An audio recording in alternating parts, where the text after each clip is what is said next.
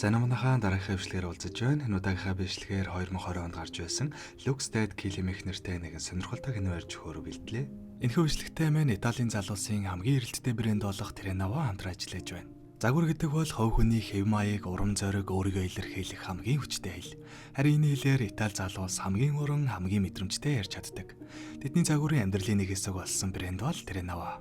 Гиснес Terranova брендийн сонгогдсон загваруудын 50 хүртэлх амьдралтай худалдаа нь үргэлжилсээр байгаа юм байна лээ. Мэдээж та худалдаа авалтаа StorePay Pocket аппликейшнийг ашиглан хүссэн загвараа хүүгүй шимтгэлгүй одоо аваад дараа 4-6 хувиар төлөх боломжтой. За салбарын мэдээллийг нь гялс үргэлгий. Эхний салбар нь 3 дугаар хорооллын номыг дэлгүүрт, 2 дахь салбар нь 13 дугаар хорооллын номын олморт байршиж байгаа бол 3 дахь салбар нь Хавуул дүүргийн Natum Center-т тус байршиж байна. Загварлаг залуусын сонголтод нийцсэн брэнд Terranova баярлаа. Бичлэг рүү харцгаая. Энэ бол манай гол дүр болох Макс. Яагаад ингэж нүрээ халгалсан юм бол гэж юу? Учир нь тэр хэтэрхий царайлаг. Зүгээр ч нэг хэтэрхий царайлаг биш, бүр харсан хүнийхэн зүрх нь тэр дороо агтахаар хэмжээний тийм л царайлаг дүрсэн нэгэн. Шууд утгаараа шүү. Тиймээс тэр хэн нэгнийг санамсаргүй алчихгүй тулд насаараа нүрээ халгалж амьдэрсэн юм. Царайлаг байх мэдээж хэрэг сайхан байх л да. Магадгүй хүн болгон л царайлаг байхыг хүсдэг байх. Гэхдээ Максийн хувьд энэ нь хэтийдсэн царайлаг учраас эсрэгээрээ тэрээр энэ царайгаа магадгүй хараал юм болов уу гэж боддог.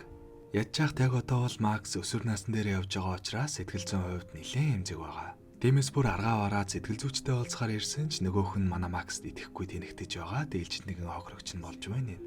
За Макс маань бусдад гайвуулахгүй тулд нэг жижигхэн хотод ээж аавынхаа хамтаар амьдардаг бөгөөд ДНГ-х цорын ганцхан л найзтай. Мэдээж хинч зүгээр л найзтайгаа уулзах гэж ирээд өвчхийг үсэхгүй учраас ихэнх хүмүүс Максаас зайгаа ирж амьдардаг байх л та.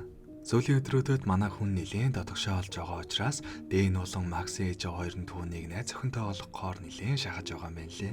Гэхдээ манай хүн эцэст нь угаасаа л бүтэхгүй байх гэсэн бодол гүн суучихсан учраас тэр болгоныг нэг тоодоггүй. Гиснес манай хүний хажууд байгаа энэ тоосго нь ямар очиртай вэ гэхлээр нэг юм л очиртай юм байна лээ. Яг хөө санаа нь бол царайгаа гэмтээж муухай олгочих юм бол хүмүүсийн зүрхэн агтгаа болж магадгүй гэж бодоод байнга дэнээр цохилдогч харамсалтай нь одоо хүртэл амжилт олоогүй л байна. За тэгээд энээр цохиулж хаад болт хийлгэх гээд имлэг дээр явж явах үедээ Алекс гэх нэг охинтой халтгаан танилцаад өнгөрдөг. Дараагаар нь буюу маргааш өглөө нь Дэн Максыг хүнтэй танилцуулахар болсон гээд гэрт нүрээд ирдэг. Яг нь манай хүн гаднаа дургу харагдаж байгаа ч яг үнэндээ бяцхан найдвар тэгсээр очих бөгөөд ерөнхийдөө тэдний уулзаа нэлээд дэжгүй явж байсан ч нэг хөгийн амтан гарч ирээд баллаад хайчихдаг. Өөрөө найз охиндоо хаягдсан ураа манай хүн дээр ирж гаргаж байгаа нь. Гиснес Макс маань угаасаа жижигхэн хотод амьдардаг учраас түүнийг царайгаараа хүмүүсийг алж чаддгийг ихэнх нь мэддэг юм байна лээ. Тэгээ яг хөө тэрийг нь мэддэг нэг хөгийн гар Макс дээр ирж найз охиндоо хаягдсан ураа гаргацгаад яваад өгдөг. За тэгсэн энэ нь манай хүнд нэлээд өндөр тосцсон бололтой гүүрэн дээрээс үсрэхгээ зогсож байтал өмнө нь нэмлэг дээр таарсан Алекс гэх охин гарч ирээд зогсоодог.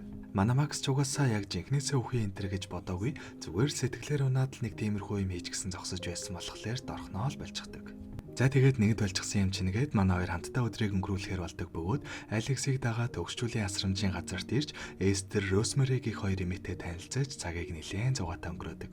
Маргааш нь ч гэсэн дахин уулзаж ер нь энэ мэтээр уулзсаар манай хоёр ингээд дотносож эхэлж байгаа юм л да. Удалгүй нэг өдөр тэд ярилцаж байгаа анх эмнэлэгдэртэй харилцсан тухай сэдвээр орох бөгөөд Макс угаасаа нууцлаг царайгаараа алдартай учраас Алекс түүний нууцыг нь анхнаасаа л мэддэг байсан юм байна лээ. Харин Алексийг эмнэлэг дээр явж байсан шалтгааныг нь асуудал Алекс маань маш ховор төрлийн зүрхний өвчтөй юм байна лээ. Гуниглах юм уу эсвэл эсрэгээрээ баярлаад тогтолсон ч бай ямар нэгэн байдлаар сэтгэл нь хөдөлгөл юм бол зүрхнийх нь хэмжээнд томорч төдий чинэгээрээ өвхлийн аюултай нэлээд хэцүү өвчтөй гэдгийг нь мэдэж авдаг. Гэхдээ Макс болохоор нэг туршилтын юм ууж байгаа учраас одоохондоо асуудалгүй гэж бодлоо хэлчихдэг. Магадгүй тэр насаараа юу ч мэдрэхгүй амьдрахаас залхсан байх л та. Ингэснээр нэгэн царайгаа харуулах төдийд л сэтгэл хөдлөлийг нь дээд түвшинд аваачиж үхэлд өргөдөг бол нөгөөх нь өчүүхэн жижиг сэтгэл хөдлөл мэдрэхэд л амнаас нь аюулд ордог буюу хизээч хамттай явах боломжгүй хоёр маань өөрийн мэдээлгүй нэг нэгэндээ татагдаж эхэлсэн юм. Удалгүй манай хоёр Дэн болон түүний болцож байгаа охинтой хамт салхинд гарахаар олцгоодог.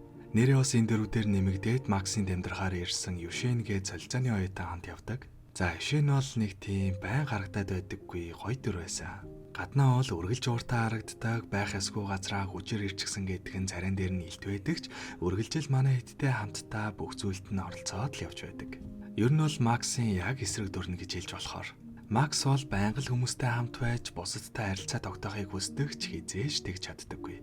Харин юушээ нь бол энд байгаа хүн болгонд дургүй бараг үзэн яддаг гэмээр харагддаг. Хэдийгээр хамт байгаа ч огтын мэрдэггүй үргэлжил уцаараа оролдож байдаг.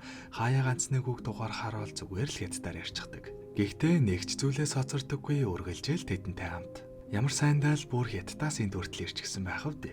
Ингээд ч болов нийгэмшээд явах нь зөвөө гэдгийг ойлгочихсон нэгэн гэх юм уу? За жаахан хадварчлаа. Буцаад киноныхаа үйл явдал руу ороход манай хэд аялалд явж явах үед Макс Алекс хоёрын мэн анхны өсөлтөнд болох бөгөөд уг нь романтик сайхан байсан ч харамсалтай энэ мөчөөслийг эхлээд хэтэрхийг догдолсон учраас Алексийн бие нь баг багаар модож эхэлдэг. Гэхдээ мэдээж Макс энэ талаараа хэлэлгүй нуусан хэвээрээ байдаг л да. Удалгүй манай хоёр хөгшчүүлийн асрамжийн газарт хоёр найзаагаа ирэхээр очих үед харамсалтай нь Розмэригийн бие нь гинт модож бүр хэвтэрт орсон гэдгийг олж мэддэг. Мэдээж энэ мэдээ хүн болгонд хүндхэн туссан ч Алексийг мань бусдаас илүүтэйгээр шархлуулсан юм. Магадгүй тэрчгээсэн удахгүй ингээд твдэж байх нь цаг хугацааны л асуудал учраас тэр байх л та. Бэйн нэгэнд дэрдэхээс өнгөрсөн Розмэрийг хүчээр ингэж амьдруулж байгаа нь Алекст хэцүү санагдсан учраас түүнийг тайван жаргалтайгаар унтахад нь туслаач гэж Максаас гуйдаг. Мэдээж Макс хүний амнасыг ингэж амархан шийдэж болохгүй гээд эхэндээ эргэлзэж байсан ч эцэст нь энэ л хамгийн зөв сонголт юм байна гэдэгтээ санал нэгддэг. Гэхдээ эцсийн сонголтыг мэдээж Розмэригаас өөрөөс нь асуух бөгөөд тэр жүнтэй санал нэгдснээр ингээд өөрийнх нь хүсэлтээр түүнийг онтолдог. Гэхдээ энэ өдрөөс хойш Алекс гинтэл холбоо барихаа болоод таг болчихдог. Макс ч нэлээд ямарчсан яага мэдэхгүй дэнтэй уулзаад сууж байтал нөгөө хүн шууд Максийн утсаар Алекс руу орой олох хөдөлгөлт хамтдаа явах уу гэд мессеж явуулчихсан тэр. Ингэснээр Алекс эцэст нь хариу өчөөж Макстай уулздаг бөгөөд өдрөөс өдөрт муудаж байсан зүрх нь Розмэригийн үхлээс болоод уламд ордчихсан байдаг. Тиймээсээ чин түүнийг хэсэг хугацаанд гэрт нь байлгаж хүмүүстэй уулзуулахгүй байхаар шийдсэн ч манай хүн эсэргүй юм болохоор Макстай хамтдаа нөгөө үйлчлэг рүү явахаар алдаг. Яг уу ингээд тартай өнийнхэн зүрх өөрөөс нь олж муудаж байгаа гэдгийг гадарлаж байгаач зүрхний юм ууж байгаа гэд Макст итгүүлчихсэн болохоор манай хүн гайгүй бахаа л гэж бодоод байгаа юм л та. За тэгээ манай хоёр ч оройн үжлэг дээр ирчихсэн цагийг зугаатаа өнгөрөж байтал Алекс маань хальт нойл орчход ирья гэд яваад өгдөг. Гэтэл яг энэ үеэр өмнө нь кафед гинт гарч ирээд манай хүний болцоогийн сөрүүлдэг гар дахиад л хараад ирдэг. Юу болов гэсэн чинь өмнө хаягдсан тэр экстэй ядж хат манай дэн болцоод эхэлчихсэн юм байна лээ. Тэгээ яг уу уурандаа дахиад л хурж ирж цамрах гэж байгаа нэ. Гэхдээ дэн рүү уурлахгүй хажууд нь ямар ч гэмгүй байсан манай Алекс руу дайрах бөгөөд Максийн царайг нь харсан хүмүүс өгдөг гэсэн ярианд нь энэ юусоо итгэдэггүй юм байна лээ. Тэгээ гинтэл хүний эсхийг нь шалган энтер гэж дайраад боолтыг нь авсан чинь харамсалтай нь Максийн царайг дэний шинхэн найз охин нь хараад шууд өд болчихдог. За ингэснээр хөвгүүдийн маргаанаас олж хүн хөвчлээ гэсэн дуудлагаар цагтаа нар ирээд Максыг аваад явах бөгөөд яг энэ үеэр түүний хажуугаар Алекс яралтайгаар эмнэлэг рүү хүрэгдэж байгаа нь харагддаг. Мэдээж ойлгомжтой Макстай хамт байснаас болоод зүрх нь бүр сүултээ дийлхээ байгаад эмнэлэг рүү хүрэгдэж байгаа нь. Үүний дараагаар мэдээж Макс маань буруугүй учраас нэг их хөдөлгөөн цагтаагаас суллагдах бөгөөд шууд л Алекстай уулзахаар эмнэлэг дээр нь очдог. Экснэр эцэст нь Алекс зүрхний юм уудаг байсан бүр анханасаа ч тийм юм байгаагүй гэх гонигт үннийг олж мэддэг. Гэхдээ нөгөө талаас нь бодоод үзвэл Алексийн өвчнийг эмчлэх ямар ч арга байхгүй зүгээр л улам муутахгүйгээр амьдарч болно. Инхийн тулд мэдээж ямар ч сэтгэл хөдлөл, хайр дурлал эсвэл гуниг гих зүйлсийн алийг нь ч мэдэрч болохгүй зүгээр л нэгэн хэвийн утгартай амьдралаар амьдрах ёстой.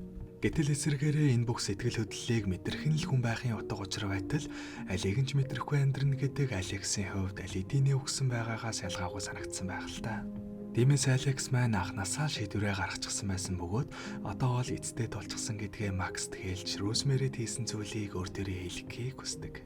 Гэхдээ энэ удаа бол Макс тийм ч амархан зөвшөөрөхгүй гэдэг нь тодорхой. Нэгдүгээрт анх удаа л харагддаг зүйлийг мэдэрсэн хүнээ өөрийнхөө гараар хална гэдэг мэдээж хэцүү. Хоёрдугаарт Макс бол зүгээр л нэг аллахын машин биш. Тэр ч гэсэн сэтгэл хөдлөлтэй хүн. Өдийг хүртэл хэдэн хүн зөвхөн түүнийг харснаас л болж үүд болсон бол ингээд бодохоор хэн нэгний сүлийн мөчийг өдөх нь тийм ч амаргүй байх нь ойлгомжтой. Тиймээс Макс маань түүний саналаас шууд татгалзаад яваад өгдөг. Гэхдээ нэлээд бодсны эцэст өдрөөс өдөрт модож байгаа Алекс маань нэг л өдөр хорвоог орхих нь үнэн учраас хитрхи оройтхоос өмнө хүслийг нь биелүүлж хайртай хүнийхээ сүлийн мөчт нь хамт байх нь зөв юм байна гэж бодоод Алекстай уулзгаар ирдэг. За ингэснээр эцэст нь Алекс өөрийнхөө царайг харуулах бөгөөд сонирхолтой түүний царайг харсан ч Алексийн зүрх нь зогсдоггүй. Гэхдээ харамсалтай нь түүний зүрх нь үнэхээр л хязгаартаа тулчихсан байсан учраас маргааш нь өчнөө дийлэлгүй өд болдог. Гэсэн ч тэр эцэст нь богинохын амьдралдаа удаг учиртай амьдраад сэтгэл хангалуунаар хорвоог орхисон юм. Харин Максийн хувьд цаашдаа баг багаар нүрний алдгүйгээр амьдрахаар хичээж уугаар кино манд тусдаг. За нэг юм хөөрхөн кино байлаа. Тэгээд эцэст нь бичлэгэн таалагдсан бол тардаг юмудаа дараарай. Дараагийн бичлэгээр олцтлаа. Түр баяртай.